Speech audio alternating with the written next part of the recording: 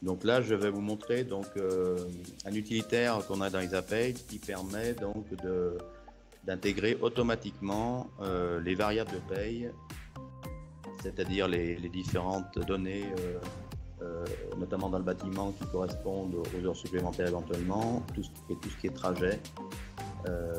Donc il y a un certain nombre de données vu qu'elles sont éclatées par zone. Il y a aussi les repas.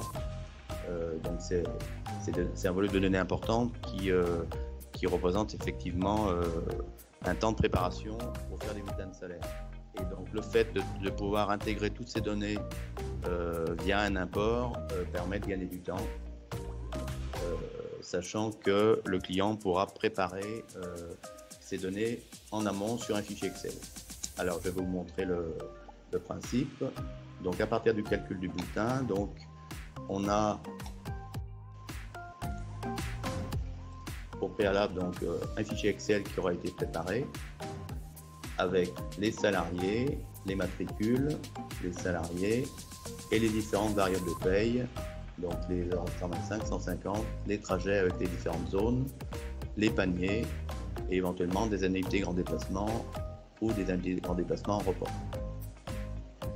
Donc une fois que ce fichier est prêt, on va dans Isapay, on calcule le bulletin, donc on va aller en saisie variable groupée, donc on va choisir nos salariés, ensuite on va choisir notre grille, donc, sachant qu'on peut avoir plusieurs grilles qui permettent d'importer des données différentes. Donc là je vais saisir les variables mensuelles. Donc bien sûr cette grille aura été paramétrée auparavant et il faut que les données soient dans le même ordre, c'est-à-dire les heures 125, 150, les trajets en fonction des différentes zones, les paniers et les indemnités grand déplacement et grand déplacement report. Une fois que donc, la grille est prête, donc j'ai juste à faire import, je vais chercher mon fichier Excel, je fais ouvrir, il renseigne la saisie groupée que je retrouve ici.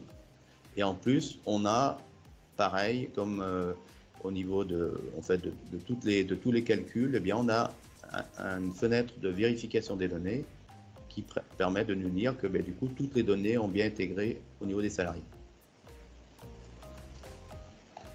Ensuite, je vais pouvoir calculer les bulletins de salaire en automatique. Donc là, je vais aller en salaire, validation automatique.